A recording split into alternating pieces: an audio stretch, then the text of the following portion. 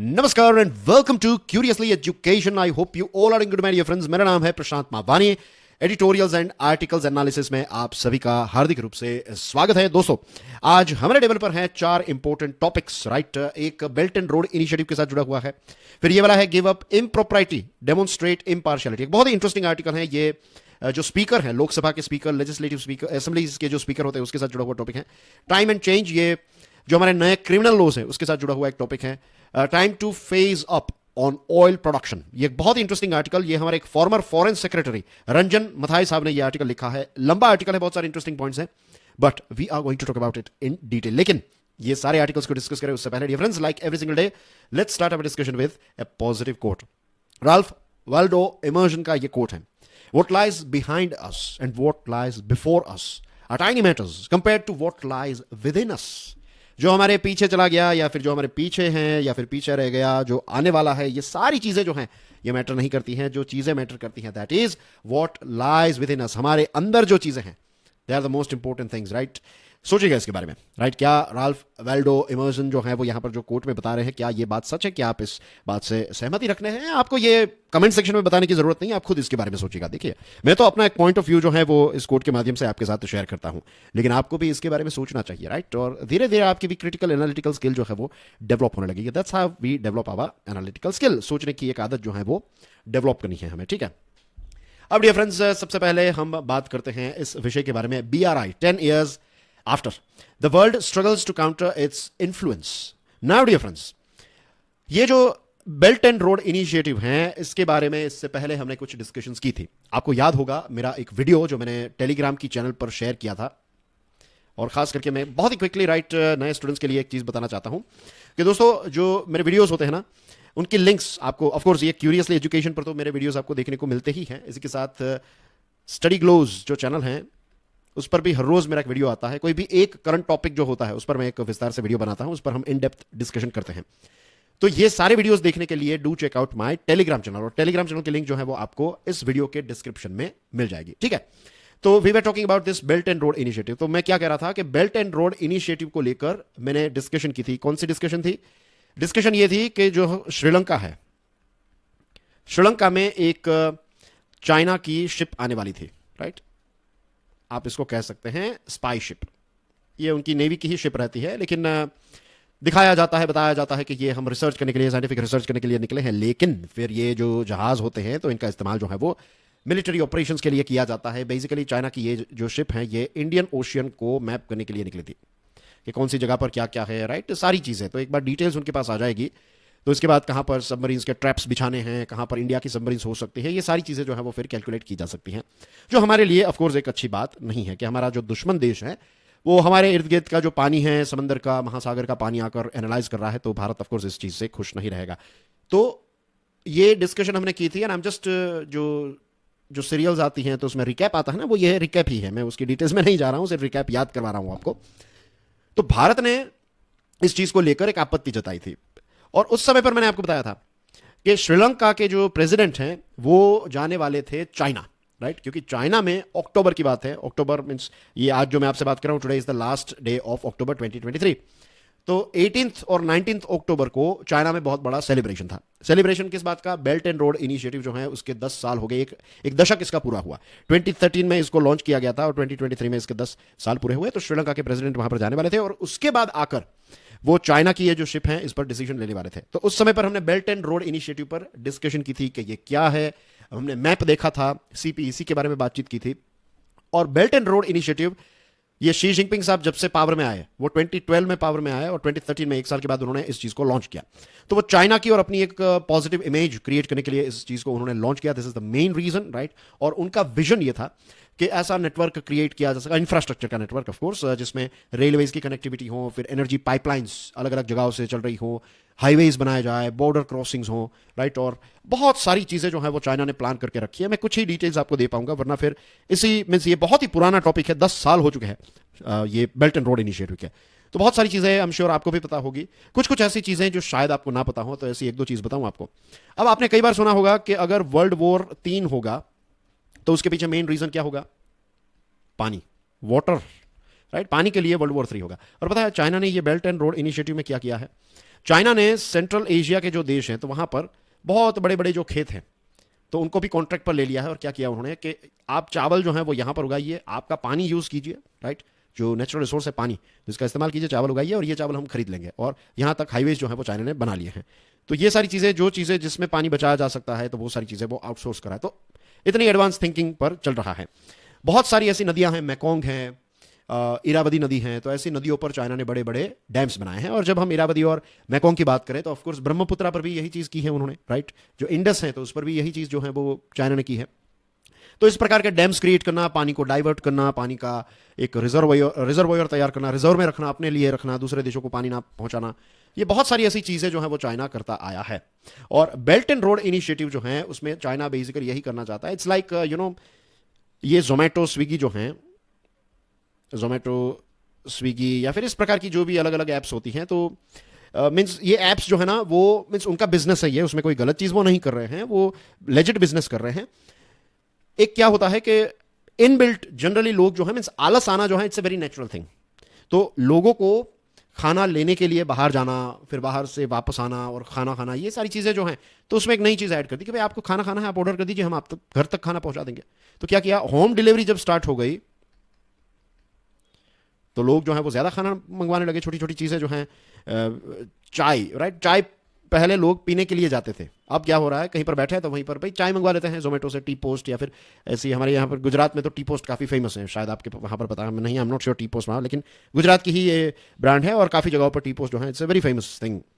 अगर कोई गुजरात से है तो यू नो, राइट। और राजकोट और अहमदाबाद और ये सारी जगहों पर टी पोस्ट जो है वो काफ़ी ज़्यादा स्प्रेड हो जाए, तो लोग टी पोस्ट और इस प्रकार की चीज़ों से चाय जो है वो मंगवा लेंगे। 100 रुपये, 120 रुपये, 150 रुपये तक की चाय आती है, राइट। आप 4 जनों के लिए मंगाएंगे तो it will cost you 150 rupees. This is like too much for चाय, बट ये आदत डाल दी है होम डिलीवरी की।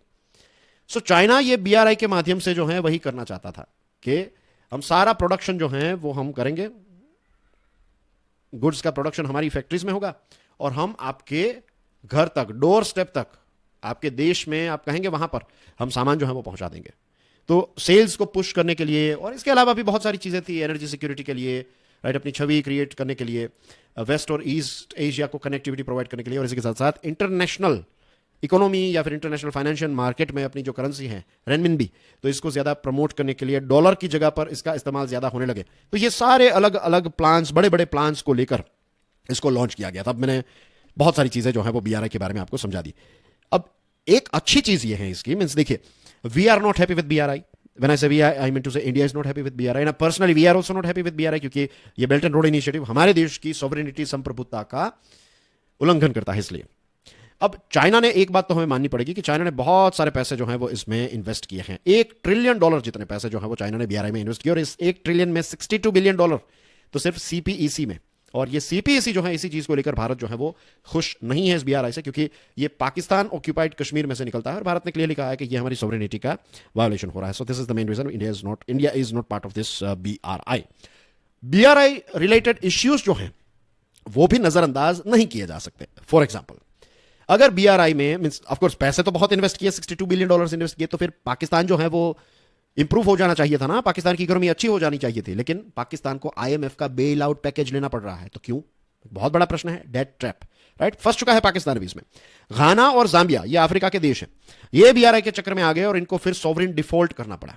मलेशिया ने तो कह दिया कि भाई ये छोड़ दो, हमें BRI के प्रोजेक्ट्स नहीं बढ़ाने हैं, राइट, हमें आगे नहीं करना है इसमें काम, क्योंकि $22 बिलियन के प्रोजेक्ट्स जो है वहां पर चल रहे, मींस ये बहुत ज्यादा इन्फ्लेटेड प्राइस होगी, जो तय हुआ था उससे बहुत ज्यादा प्राइस होगी। तो फिर मलेशिया ने कहा भाई हमें इसमें नहीं फंसना है। We all know the story of Sri Lanka's Hambantota.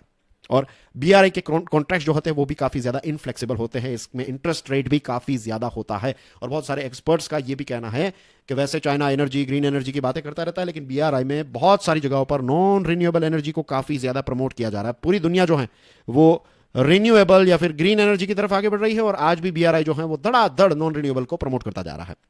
अब ये जो 10th एनिवर्सरी है, तो इसमें शी जिनपिंग साहब ने कुछ नए स्टेप्स जो हैं वो अनाउंस किए हैं। उन्होंने कहा कि एक यूरेशियन लॉजिस्टिक्स कॉरिडोर जो है वो तैयार किया जाएगा, और इसके लिए जो चाइना है वो $350 बिलियन, नॉट डॉलर्स, RMB जो है वो फाइनेंसिंग विंडो प्रोवाइड करने के लिए तैयार हैं। Green energy, artificial intelligence, tourism, ये सारी अलग अलग चीज़ों पर, ये सारी अलग अलग इंडस्ट्रीज में कोलैबोरेशन करने के लिए तैयार हैं। बीआरआई के तहत मीन्स बीआरआई को लेकर चाइना जो है वो एक अलग से सेक्रेटेरिएट भी खोलने वाला है, और ये सारी चीज़ें जो हैं वो चाइना अब करना चाहता है। चाइना इसको एक नया वर्जन 2.0 आप कह सकते हैं, राइट। तो 10th एनिवर्सरी में अब जो भी फॉल्ट्स हैं उसको निकालकर इसको और ज़्यादा अपग्रेड करने की कोशिश जो है वो चाइना कर रहा है। लेकिन बहुत सारे ऐसे बुरे एग्जांपल्स हैं जिसकी वजह से बहुत सारे देश जो हैं वो इससे उतने ज़्यादा खुश नहीं है। बहुत सारे यूरोपियन देश, बहुत सारे देशों ने कहा कि we will join it, right. आंकड़े अगर आप देखेंगे, चाइना के आंकड़ा ये कहता है कि कुछ 147 देश जो हैं उन्होंने ज्वाइन किया है, या फिर 140 मीन्स स्टेटमेंट ऐसा आता है कि 147 देशों ने ज्वाइन किया है, और इसमें से बहुत सारे देशों ने कहा कि वी विल ज्वाइन इट। देखिए, अब बहुत सारे ऐसे एग्जांपल्स भी मेरे दिमाग में आ रहे हैं। फॉर एग्जांपल यूरोप में, और as far as I know, forget about Europe but I am sure about this one, G7 में कोई पहला ऐसा देश था जिसने बीआरआई को ज्वाइन किया, तो दैट वाज इटली। और अब इटली जो है वो अब मीन्स तौबा हो चुका है। इटली अब इसको इसमें से एग्जिट करने वाला है, राइट। इटालियन जो प्राइम मिनिस्टर हैं उनके काफ़ी सारे मीम्स बने थे, इजंट इट, मोदी साहब के साथ, which is very sad thing, which is very, it's not good. लेकिन काफ़ी सारे ऐसे मीम्स बने थे, गाने उसमें चिपकाए गए। But anyways, coming back to the topic, तो Italy was the is the first G7 nation to join it, और अब ये इसको छोड़ने की भी बात कर रहा है। तो ऐसे बहुत सारे देश हैं जो इसको छोड़ना चाहते हैं। अभी जो मालदीव्स है ना, उसमें नए प्रेसिडेंट आए हैं अभी, 1 नवंबर से ये चार्ज जो है वो संभालेंगे, यानी कि कल से ये चार्ज जो है वो संभालेंगे मालदीव्स का, और वो बीआरआई को सपोर्ट करेंगे। तो मालदीव्स को मीन्स पता नहीं क्यों दूसरों के एग्जाम्पल समझ में नहीं आते, बट एनीवेज फिर वो वहाँ के लोगों को भुगतना पड़ेगा जो वहाँ के प्रेसिडेंट करेंगे, वहाँ की सरकार करेगी। IMEC, जिसके बारे में हमने अगेन काफ़ी डिस्कशन की थी, क्योंकि ये इजराइल और हमास वाला जो इश्यू स्टार्ट हुआ है, यूनो के IMEC जो है, तो उसमें हाइफा शहर जो है उसका भी मेंशन है कि हाइफा से फिर मेडिटेरेनियन, और मेडिटेरेनियन से यूरोप के बहुत सारी जगहों को कनेक्ट करना है, ग्रीस के पोर्ट्स को कनेक्ट करने की बात है। But because Israel is engaged in a war, तो ये IMEC जो है वो अभी नॉन स्टार्टर ही रहेगा। वैसे बहुत सारे दूसरे प्रोजेक्ट्स भी, यूएसए ने कुछ प्रोजेक्ट्स अनाउंस किए थे, यूरोपियन यूनियन ने बीआरआई को काउंटर करने के लिए प्रोजेक्ट्स अनाउंस किए थे, लेकिन उसमें कोई इतना कोई खास पिकअप हमें देखने को नहीं मिला है, टू बी ऑनेस्ट। लाइक एक यूरोप का एक प्रोजेक्ट था बीआरआई को कॉन्कर करने, मीन्स नॉट कॉन्कर बट उसको कॉम्पिटिशन देने के लिए, तो उसमें बातें थी कि भाई we will invest billions of dollars and things like that, लेकिन एक्चुअली में पता है कितने पैसे अभी तक इन्वेस्ट किए हैं? $6 million। This is nothing, right.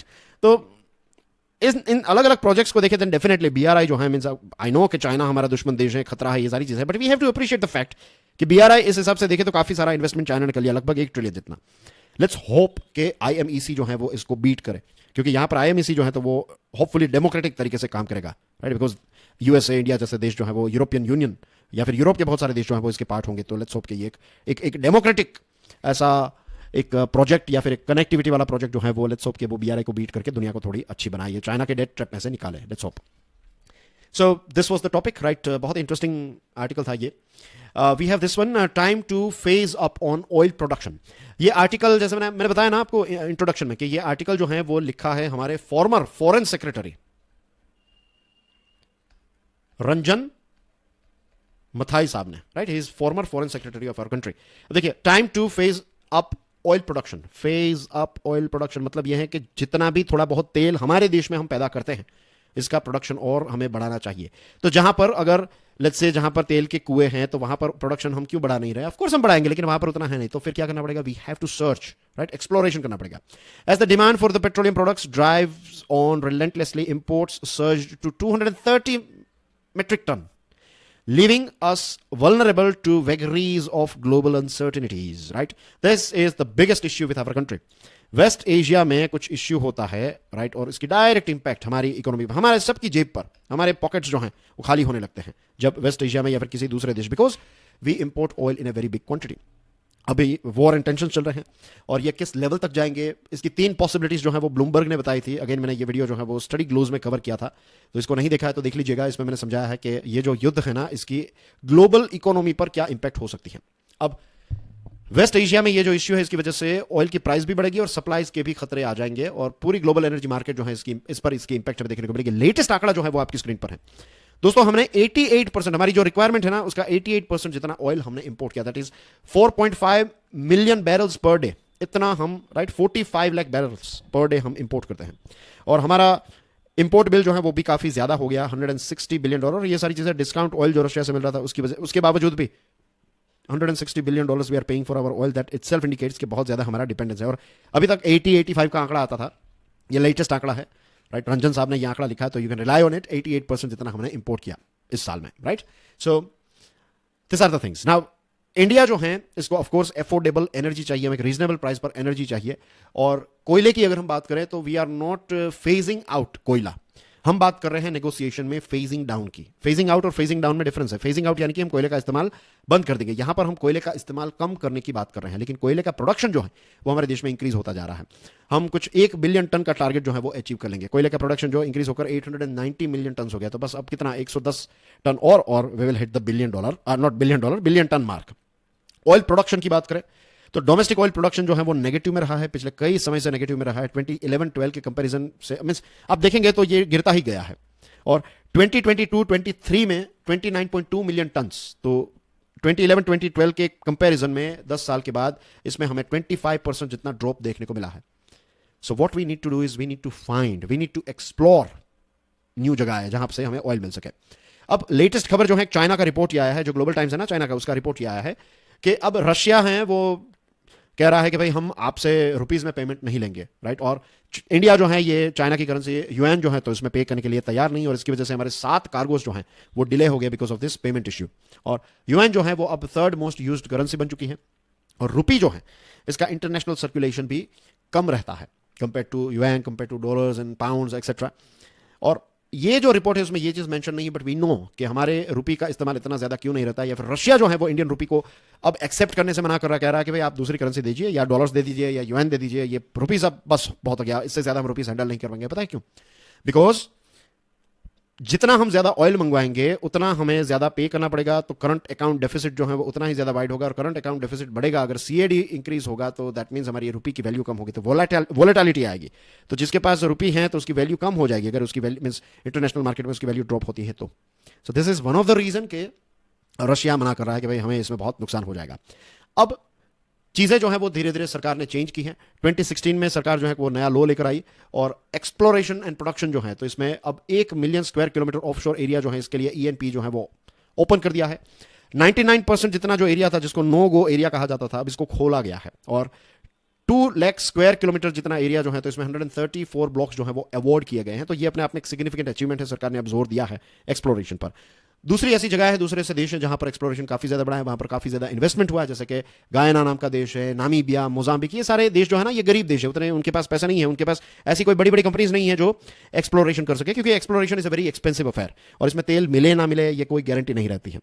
लेकिन इन्वेस्टमेंट आने की वजह से ये नए प्लेयर्स हैं जो ग्लोबल हाइड्रोकार्बन इंडस्ट्री में ऑयल सप्लाई करेंगे, और फ्यूचर में मींस अगर यहां पर उतनी क्वांटिटी में ऑयल मिल गया, मींस गायना के तो काफी अच्छे रिपोर्ट्स भी हैं, क्योंकि वहां से ऑयल निकलना आई थिंक स्टार्ट हो चुका है, as far as I know, मैंने कहीं पर पढ़ा था, इस आर्टिकल में भी इसका मेंशन है when I was doing research. तो anyways that's not important, the most important thing is कि ग्लोबल हाइड्रोकार्बन जब नई नई जगहों पर एक्सप्लोरेशन किया जाएगा और ऑयल मिलेगा तो फिर उतना ऑयल हमें कम मंगवाना पड़ेगा, और जियोपॉलिटिकल इंपैक्ट जो है वो भी हमारे देश पर कम होगी। हमारे यहाँ पर अब मींस प्रश्न ये है कि अगर हम यहाँ पर बैठे बैठे मैं और आप ये चीज डिस्कस कर सकते हैं कि एक्सप्लोरेशन करना चाहिए, तो सरकार को भी पता होना चाहिए ना कि एक्सप्लोरेशन, तो इट्स नॉट लाइक कि हमें ये सारी चीजें पता है सरकार को नहीं पता है, बट सरकार का जो पॉइंट ऑफ व्यू है या फिर रवैया जो है ना दैट इज नॉट राइट। अब फाइनेंस मिनिस्ट्री जो है ये ऑयल इंडस्ट्री को रेवेन्यू के सोर्स की तरह देखती है, राइट। इट्स नॉट लुकिंग कि भाई इससे हमारी एनर्जी सिक्योरिटी होगी, राइट, हमारी इकोनॉमी को बहुत ज्यादा फायदा होगा, बस सरकार को बहुत ज्यादा रेवेन्यू मिले, तो टैक्स और ये सारी चीजें काफी ज्यादा रहती हैं। इसकी वजह से बहुत सारी कंपनीज जो है वो इंडिया में एक्सप्लोरेशन करने के लिए तैयार नहीं है, रूल्स एंड रेगुलेशंस इतने जटिल रहते हैं। सो जिन जिन देशों में प्रेगमेटिक रूल्स एंड रेगुलेशंस हैं, लॉजिकल रूल्स एंड रेगुलेशंस हैं, जो बिजनेसेस के लिए वायबल हो, सस्टेनेबल बिजनेस किया जा सके, तो वहां पर इन्वेस्टमेंट जाएगा। और गायना जैसे देश में ये चीज हो रही है, और इसकी वजह से गायना का जीडीपी ग्रोथ जो है वो 50% से भी ज्यादा रहा है। Yes, you are reading it right, it's not 15, it's 50। The reason is कि अब एक्सप्लोरेशन में से ऑयल और ये सारी चीजें मिली, एक बार एक्सप्लोरेशन हुआ और ऑयल मिला तो फिर ये पैसे एंड ऑफ द डे जो है ना वो सरकार की जेब में आएंगे ही आएंगे। हम टैक्स भरेंगे, जितना हम ऑयल, देखिए रिफाइनरी जो है वो टैक्स पे करेगी, फिर हम जब ऑयल का यूज करेंगे देन वी विल पे, लेकिन एंड ऑफ द डे हमें कितना फायदा होगा? तेल अगर यहां पर सस्ता हो गया तो भारत को बहुत सारा फायदा हो सकता है। तो we need to promote this thing, right, we need to promote exploration. और इंटरनेशनल एनर्जी एजेंसी जो है वो ये कहती है कि 2027 में भारत जो है वो फास्टेस्ट ग्रोइंग ऑयल इंपोर्टर बन जाएगा, चाइना को भी हम सरपास करके ज्यादा ऑयल जो है वो यूज करने वाले हैं। तो it is very very important कि हम हमारा खुद का सोर्स ढूंढे और इसी के साथ एक अच्छा अल्टरनेटिव भी ढूंढे। ग्रीन एनर्जी, ये सारी चीजें बहुत ही इंपॉर्टेंट है, लेकिन यहां पर यह भी चीज हमें याद रखनी है कि ट्रांजिशन में थोड़ा वक्त लगेगा। देखिए 2040 जो है तब तक ये सारे रिपोर्ट्स कहते हैं कि we are going to consume more oil and gas 2040 में भी हम उतना ही ज्यादा गैस और ऑयल कंज्यूम करेंगे, तो उस समय पर आई थिंक ऑयल की प्राइस 500 रुपीज पर लीटर हो जाएगी शायद, आई एम नॉट श्योर। अगर हमारे यहाँ पर मिल जाए तो दैट्स अ डिफरेंट थिंग, तो 50 रुपए भी हो सकता है। 2014 में 50 रुपए, that is peanuts, isn't it?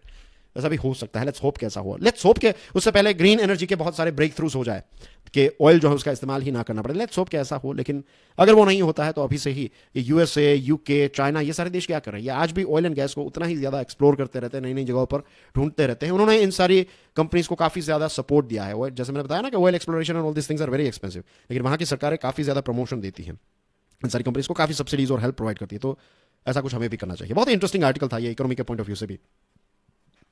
Now we'll talk about this time and change. Panel should be given more time to study new criminal laws. आपको पता है ना कि क्रिमिनल लॉज में भी कुछ ऐसे फॉल्ट्स हैं, और इससे पहले की हमारी डिस्कशंस में हमने इन फॉल्ट्स के बारे में भी डिस्कशन की थी। एंड आप सोच रहे होंगे, अगर कोई नया स्टूडेंट है वो यही सोच रहा होगा कि यार ये कैसी सीरीज में मैं आ गया, यहाँ पर तो सर बार बार कह रहे हैं कि ये बात की है हमने, ये बात की है। देखिए, जो रेगुलर स्टूडेंट्स हैं they know it very well कि हमने ये सारी बातें की हैं, डिस्कशंस की हैं। नए स्टूडेंट हैं आप, आई वुड से डोंट जज, just keep on watching, right? समय आएगा ना तब उस पर डिस्कशन होगी ही होगी, डोंट वरी। कोई भी टॉपिक जो है वो छूटेगा नहीं। जो भी इंपॉर्टेंट टॉपिक्स हैं वो सारे हम कवर करते ही हैं।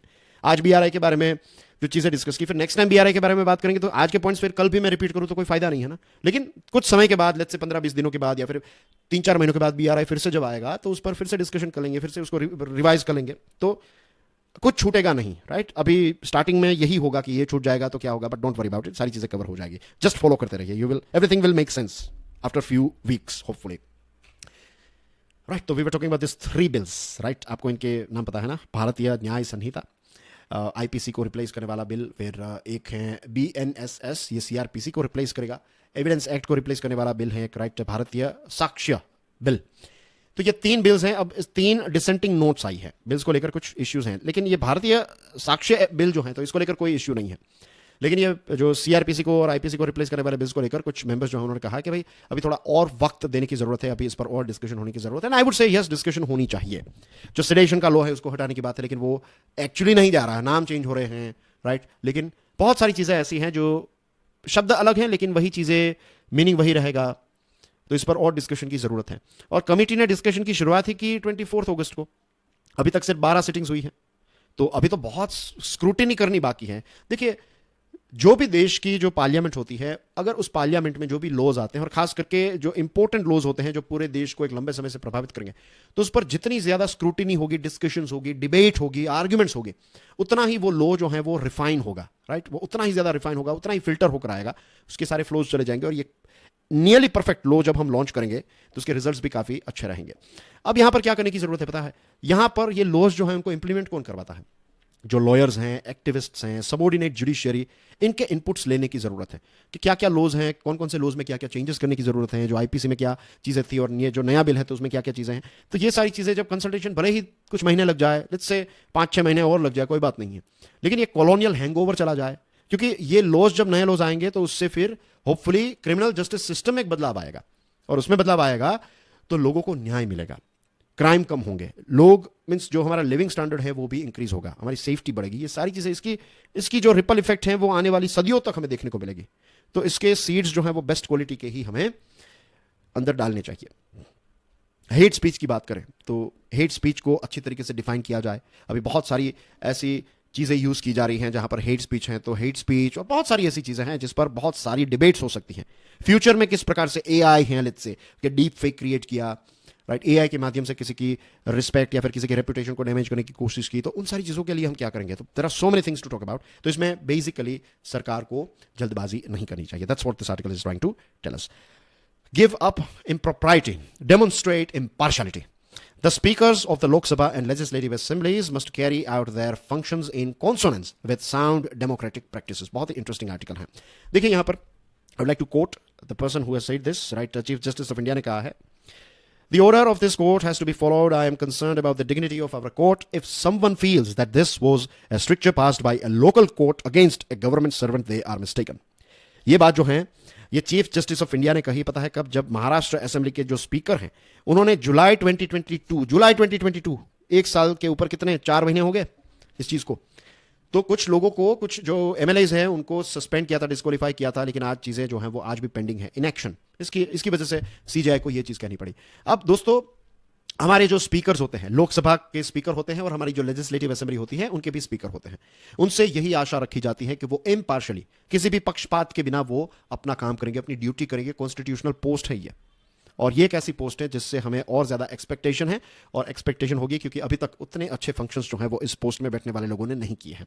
आपने कई बार सुना होगा ना, it's not the post, it is not the कुर्सी। कुर्सी पर जो बैठा है ना, वो उस कुर्सी का मान बढ़ा भी सकता है और उसका मान गिरा भी सकता है। अब अगर आप हिस्टोरिकल ओरिजिन देखेंगे स्पीकर्स ऑफिस के, तो पहले ऐसा था कि जो जो राजाशाही थी ब्रिटेन में, तो वहां से इसकी शुरुआत हुई। तो क्राउन जो था, यानी कि राजा और रानी जो है, तो उनके एक एजेंट के तौर पर वो पार्लियामेंट में बैठते थे। 19th सेंचुरी में इनका काम जो है वो इम्पार्शियल चेयरमैन की तरह हो गया, इम्पार्शियल चेयरमैन हो गया। और फिर जो कस्टोडियंस ऑफ हाउस, जो घर के राइट्स और प्रिविलेजेस हैं, राइट, उस हाउस के, तो इन सारी मीन्स बहुत ही इम्पार्शियल फिल हो गए। ये स्पीकर का रोल जो है वो काफी ज्यादा इम्पार्शियल हो गया। हमारे देश में क्या होता है कि लोकसभा के और लेजिस्लेटिव असेंबलीज के स्पीकर और डिप्यूटी स्पीकर को इलेक्ट किया जाता है, राइट। और जनरली ये रूलिंग पार्टी के लोग जो हैं, वही रूलिंग पार्टी के एमएलए जो हैं, वही स्पीकर और डिप्यूटी स्पीकर बनते हैं। इनका दो मेन काम रहते हैं इनके। नंबर वन इज के कोई बिल जो है, अगर मनी बिल है या नहीं, उसको सर्टिफाई करने का काम इनका रहता है। और दूसरी चीज, 10th शेड्यूल के तहत कोई एमपी या फिर एमएलए को डिस्क्वालीफाई करने का काम जो है वो इनका रहता है। ये दो इनके मेन फंक्शन है। इसी के साथ साथ मेक श्योर करना है कि जो हाउस है उसका बिजनेस जो है वो स्मूथली चलता रहे, तो ये उनके डेफिनेटली ये भी काम है। लेकिन जो दो चीजें बताई, ये उनके मोस्ट इंपॉर्टेंट क्रूशियल काम रहते हैं। घर को चलाना भी क्रूशियल है, लेकिन this two are specific things. अब रिसेंटली क्या हुआ, कांग्रेस के एक लीडर ने प्राइम मिनिस्टर के खिलाफ कुछ चीजें बताई, उन्होंने कुछ शब्दों का इस्तेमाल किया, तो उनको सस्पेंड कर दिया गया। और अनफॉर्चुनेटली बीजेपी के एक मेंबर ने, एक जो दूसरे मेंबर थे, राइट, तो उनके खिलाफ कितने अभद्र शब्दों का इस्तेमाल किया। वो मुसलमान थे, इसलिए उनको एक टिपिकल शब्द से उनको बुलाया, और वो भी पार्लियामेंट के अंदर। दिस इज अनएक्सेप्टेबल, एक एमपी से ये चीज। लेकिन उनको सस्पेंड नहीं किया। तो यहां पर क्लियरली जो स्पीकर हैं वो पार्शियली बिहेव कर रहे हैं ना, ऑफ कोर्स पार्शियली बिहेव कर रहे हैं। और पार्लियामेंट्री स्टैंडिंग कमेटी को बिल्स देने का काम जो है वो स्पीकर का रहता है। अगर आप देखेंगे तो उसमें भी एक बहुत बड़ा ग्राफ में ड्रॉप देखने को मिला है। डायरेक्टली बिल जो है वो पास किए जाते हैं। सो ये सारी चीजें जो हुए हैं, ये स्पीकर को शोभा नहीं देती है। कुछ केसेस में भी सुप्रीम कोर्ट ने, यहां पर इस आर्टिकल में 2 केसेस मेंशन किए गए हैं, यहां पर भी कहा गया है कि स्पीकर का काम जो है वो बराबर नहीं चल रहा है। सुप्रीम कोर्ट ने भी इस पर आपत्ति जताई है। यूके में क्या रहता है पता है कि स्पीकर जो हैं वो जब स्पीकर का इलेक्शन होता है, स्पीकर बन जाते हैं, तो उसके बाद वो अपनी पार्टी से रिजाइन कर देते हैं। और उसके बाद नेक्स्ट टर्म में वो उस पार्टी से नहीं, वो स्पीकर की पोस्ट के लिए विदाउट एनी पार्टी वो री इलेक्शन में बैठते हैं कि उनको फिर से अगर स्पीकर बनना है तो यहां पर क्लियर इंपार्शियलिटी की, एक बार पार्टी छोड़ दी, उसके बाद उसने छोड़ दी पार्टी, फिर वो पार्टी का पार्ट नहीं। हमारे देश में क्या पता है, अभी तक किसी भी इंडियन स्पीकर ने मींस कभी भी रेजिग्नेशन नहीं दिया। वो स्पीकर बन जाएंगे, उनको इंपार्शियली रहना है, लेकिन फिर भी वो उसी पार्टी का काम जो है वो करते रहेंगे, और जेन्युइनली उसी पार्टी के मेंबर्स भी रहते हैं।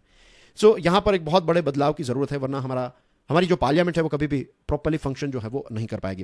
डियर फ्रेंड्स, आपके लिए 3 क्वेश्चंस हैं, राइट। आप क्विकली इनको देख लीजिएगा वीडियो को पॉज करके, right. This is question number 2, this is question number 3, and that's basically everything in today's discussion. Thank you very much for your love and support, and I will see you soon with some more interesting topics. And of course इस series को दूसरे students के साथ share जरूर कीजिएगा। God bless you all, enjoy your day, enjoy your studies. जय हिंद।